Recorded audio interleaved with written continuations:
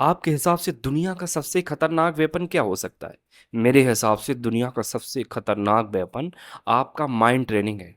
एक बच्चा जिसे कुछ भी नहीं पता है, उसको ऐसी माइंड ट्रेनिंग और उसकी माइंड ग्रूमिंग की जाती है कि वो आतंकवादी बन जाता है। मरने और मिटने के लिए तैयार हो जाता है, अपने शरीर पर बम लगा करके अपने शरीर को खत्म करने के लिए तैयार हो जाता है। कितनी पावरफुल हो सकती है ये माइंड ट्रेनिंग। अगर इसी माइंड ट्रेनिंग का आप पॉजिटिव तरीके से यूज करें तो आपकी लाइफ बदल सकता है। टॉप से बॉटम तक आपको कहाँ पहुंचा सकता है, आपकी पूरी लाइफ चेंज हो सकती है। हाय, मेरा नाम मंजुल है और इस पूरे वीडियो में मैं आपको बताऊंगा कि कैसे अपनी लाइफ को चेंज कर सकते हैं with the mind training in a positive way. अगर अपने माइंड को पॉजिटिव तरीके से आप ट्रेंड करेंगे तो आप कहाँ से कहाँ पहुँच जाएँगे, आपकी पूरी लाइफ़ चेंज हो सकती है। किसी भी काम को करने से पहले आपके माइंड में 2 थॉट्स आते ही हैं, एक पॉज़िटिव, एक नेगेटिव। या जैसे मैं कहूँ कि आप कोई चैप्टर पढ़ने के लिए बैठते हैं, तो आपके माइंड में 2 थॉट्स आएँगे। एक ऐसा थॉट आएगा कि मैं हाँ, ये चैप्टर को कर ले जाऊँगा, इस चैप्टर को मैं पढ़ ले जाऊँगा। ये आपका पॉज़िटिव वे है, ये पॉज़िटिव थिंकिंग है। और दूसरा थॉट्स आएगा कि नहीं पढ़ते हैं, कल पढ़ लेंगे या इस चैप्टर को हम नहीं खत्म कर पाएँगे।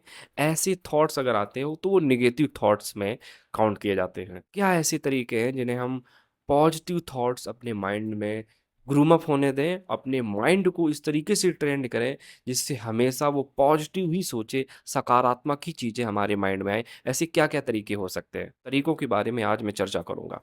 पहला जो तरीका है कि हम अपने वर्क प्लेस पर छोटी-छोटी एक्टिविटी से शुरुआत कर सकते हैं। जब कोई हम काम करने के लिए बैठते हैं तो हमारा जो माइंडसेट होना चाहिए, हमेशा पॉजिटिव होना चाहिए। तो पॉजिटिव थिंकिंग की शुरुआत हम धीरे-धीरे कर सकते हैं। ये एक दिन में ट्रेनिंग नहीं हो सकती। अपने माइंड को एक सिग्नल देना, माइंड को इस तरीके से ग्रूम अप करना, एक दिन में ये नहीं हो सकता। इसमें काफ़ी समय लग सकता है। माइंड को पॉजिटिव तरीके से ट्रेन करने के लिए अपनी छोटी-छोटी आदतों पर ध्यान दें। जैसे हम कोई भी काम कर रहे हैं या कहीं जा रहे हैं, दिन की जो भी सारी एक्टिविटी हम कर रहे हैं, उस पर हमारा जो माइंडसेट होना चाहिए, वो पॉजिटिव होना चाहिए। दूसरी चीज़ है हेल्दी लाइफ़स्टाइल। अगर हम अपने शरीर को हेल्दी रखते हैं तो हमारा माइंड मस्तिष्क भी हेल्दी रहता है, क्योंकि हेल्दी बॉडी में हमेशा हेल्दी माइंड रहता है।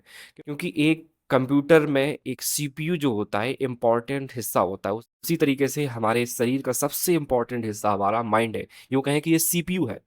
जिस तरीके से हम उसकी टेक केयर करेंगे, जिस तरीके से हम उसको देख-रेख में रखेंगे, उसी तरीके से हमारी पूरी बॉडी में सिग्नल प्रोवाइड करता रहेगा। आपकी बॉडी में कोई इश्यू है, हेल्दी नहीं है, तो आपका माइंड हेल्दी नहीं रहेगा। वो इस तरीके से अच्छे सिग्नल आपको अन्य एक्टिविटी करने के लिए नहीं दे पाएगा।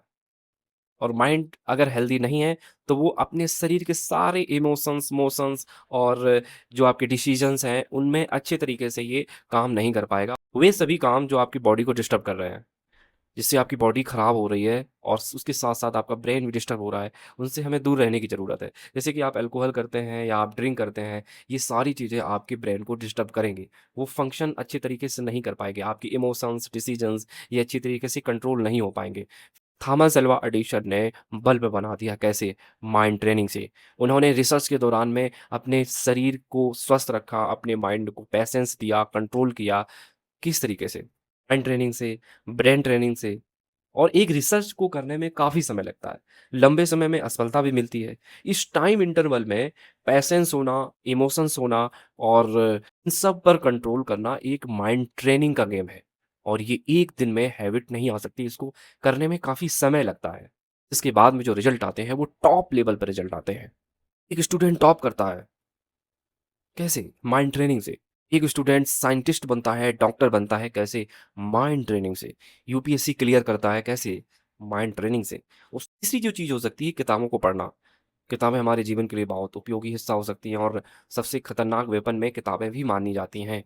तो किताबों को जब हम पढ़ते हैं तो हमारे विजुअलाइज़ेशन बढ़ता है, इमेजिनरी दुनिया में हम खो जाते हैं, नए-नए थॉट्स बनते हैं और अगर मैं जितने सफल लोगों की बात करता हूँ, उनके पीछे किताबों का अहम रोल है। बड़े-बड़े सफल लोगों के घर में लाइब्रेरियाँ होती हैं, बुक्स का कलेक्शन होता है, तो बुक्स हमें वो सारी चीज़ें दे के जाती हैं, जिनकी हमें एक्सपेक्टेशन नहीं होती है। वो सारी किताबें पढ़ते हैं, जिनसे आपका माइंड ग्रो अप होता है और उन सारी किताबों का कलेक्शन आपके पास है, जो बड़े-बड़े महापुरुष हैं, बिज़नेसमैन हैं, जो अपने से बेहतर हैं, उन सब के बारे में जानने की कोशिश करते हैं, तो आपको उन सभी की स्ट्रैटेजी और असफलताओं के बारे में पता होता है। इससे अच्छा माइंड ट्रेनिंग कोई नहीं दे सकता है। बुक्स आपकी सबसे इम्पोर्टेंट होती हैं, जिनसे आप अपनी माइंड ट्रेनिंग को पॉजिटिव तरीके से बढ़ा सकते हैं। तो तीसरा जो अहम हिस्सा है आपकी किताबें हैं, किताबों का कलेक्शन रखिए और किताबें आपके पास ऐसी होनी चाहिए जो आपकी लाइफ़ चेंज कर सकें। र आपके पास बुक लिस्ट होनी चाहिए किताबों की जिससे आप अपनी लाइफ़ को चेंज कर सकते हैं। चौथी चीज़ है कि आप छोटी-छोटी चीज़ों पर अपने आप को एप्रिशिएट करें, लोगों को एप्रिशिएट करें, लोगों की हेल्प करें। ये सब सारी चीज़ें करने से आपकी जो पॉजिटिव थिंकिंग है, वो बढ़ती चली जाती है। वो सारी पॉडकास्ट सुनें जिनसे आप इंस्पायर्ड हैं, जिनसे आपको कुछ नया सीखने को मिलता है। इससे आपकी धीरे-धीरे जो माइंडसेट है आपका पॉजिटिव होता चला जाएगा। अगला तरीका हो सकता है आप किसी की हेल्प करें। किसी की सहायता करने से आपको एक अंदर से हैप्पीनेस मिलेगी और आप एक अच्छा फ़ील कर पाएँगे। तो आपको दूसरों की सहायता करना भी एक आपके लिए बहुत माइंडसेट को इम्प्रूव करने के लिए बेहतर तरीका हो सकता है। उन सारी न्यूज़ और उन सारी स्टोरीज़ को आपको नहीं देखना है जो आपके माइंडसेट को नेगेटिव करें। हो सकता है इसमें आपके फ्रेंड सर्कल भी शामिल हों। आपके ऐसे कलीग होने चाहिए जो आपको हमेशा इंस्पायर्ड करें, पॉजिटिव रखें। अगर इन सब सारी चीज़ों का आप यूज़ करते हैं, तो आप अपने माइंड को पॉजिटिव तरीके से कंट्रोल कर सकते हैं।